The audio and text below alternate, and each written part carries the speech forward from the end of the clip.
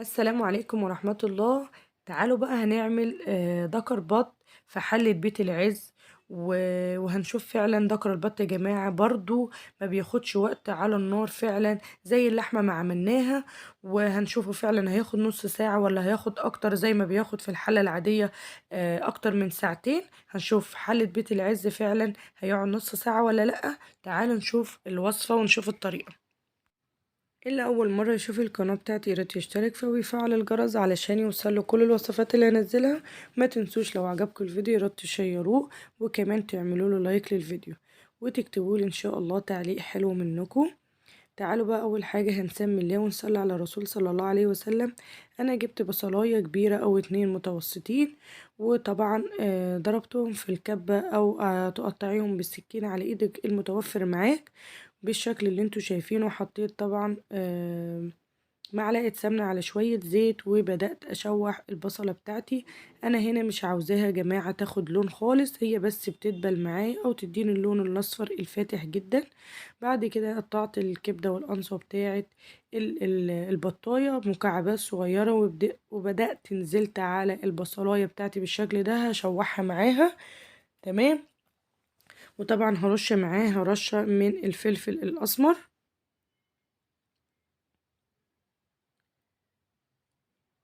تمام بالشكل ده. واسيبها كده حوالي حوالي 4 دقايق كده على النار. وبعدين بكون غاسله بقى الفريك بتاعي والكميه طبعا اللي انت عاوزاها او على حسب الحجم اللي معاك، او طبعا عاوزه تزودي وتسويه تاني وتحطي الفرشه كده تحت البطايه بتاعتك، يعني كل حاجه براحتك خالص. تمام تمام. طبعا الفريك بتاعي كنت غاسلاه كويس. اهم حاجه تنقيه يا جماعه عشان بيبقى فيه كده حاجات زي زلط او طوب. تنقيه كويس جدا جدا. اللي هو بيبقى بيجي سايب من عند العطار. ونقعته حوالي نص ساعه في ميه سخنه، وبعدين صفيته من الميه كويس جدا جدا ونزلت زي ما انتوا شايفين على البصله بتاعتي الفريك وبدات ان انا اشوحه. خطوة مهمة جدا يا جماعة، لازم تشوحي الفريك بتاعك لحد ما يفلفل معاكي في الطاسة علشان يطلع معاكي كويس جدا وميطلعش كمان معجن. تمام. وهو بيتشوح بقى كده هبدأ ان انا هنزل، هرش كده رشة من الفلفل الاسمر تاني وكمان رشة من الملح يا جماعة، والملح طبعا على حسب الرغبة. تمام تمام. جبت كوباية مية مغلية، حوالي كوباية مية كده اللي هي بتاعت الشاي يا جماعة، وبدأت ضفتها على الفريك بتاعي وهسيبها طبعا لحد ما تتشرب خالص. وكده يعني تقريبا هو بياخد حوالي نص سوا مش اكتر. ما بزودش مية تاني. تمام. اول ما بتتشرب معايا خلاص بطفي النار عليه. بعد كده اجيب بقى البطاية مغسولة طبعا كويس جدا. هتلاقوني عاملة لكم فيديو على القناة يا جماعة لغسيل الطيور بأجمعها. جميل جدا، اتفرجوا عليها يعجبكم جدا جدا. تمام. الغسول ده بيقضي على اي زفارة يا جماعة للطيور بتاعتي. تمام. جبت بقى الحشوة بتاعتي، حشيت كده بطن البطاية بتاعتي، وكمان حشيت الزور لو انت حابة، مش حابة خلاص براحتك خالص. يرجع لك، ده يرجع لك انت. تمام. بعد ما حشيت بقى البطايه بتاعت القمر دي كده هبدأ بقى ان انا اقفلها كويس جدا من المؤخرة بتاعتها. تمام. وبعدين هجيب بقى طاسة على النار واحط فيها معلقة سمنة، وهبدأ ان انا هشوح البطايه بتاعتي هديها تشويحة من كل جنب كده، هقفل المسام بتاعتها. تمام زي ما انتوا شايفين بالشكل ده. وهبدأ بقى يا جماعة هجيب الحلة بتاعتنا، حلة بيت العز. وهنبدأ نشوف البطاية فعلا هتاخد نص ساعة ولا هتاخد اكتر من نص ساعة. بجد والله اقول لكم بالامانة خدت قد ايه، لان في ناس طلعت على اليوتيوب قالت لا البطاية خدت معايا نص ساعة. وكان بط كبير جدا كمان ما شاء الله، كان تقريبا بيتكلموا في 5 كيلو البط. هنشوف فعلا الكلام ده فعلا حقيقي ولا لأ.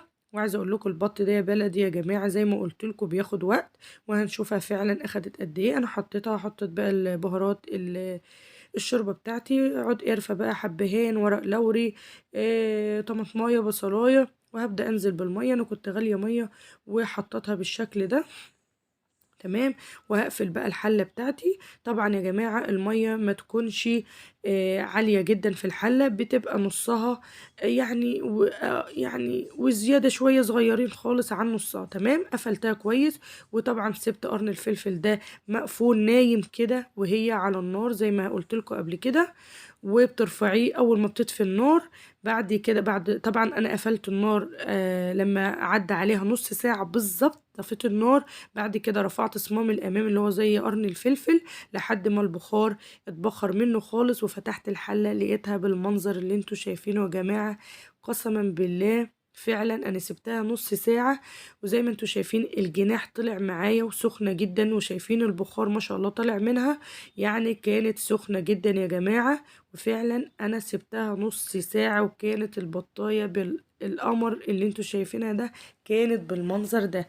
والفريك مستوي جدا شايفين، ومش معجن ومفلفل. بجد يا جماعة كانت فظيعة. الحلة يا جماعة تستاهل. شايفين مهرية مهرية مهرية مهرية. بجد يا جماعة جميلة جدا. طبعا بقى حمرتها كده على الطاسة على النار. عايزة تدخلها الفرن براحتك خالص. يا جماعة البطاية فعلا خدت نص ساعة في حلة بيت العز. أحلى هدية بجد جاتني حلة بيت العز.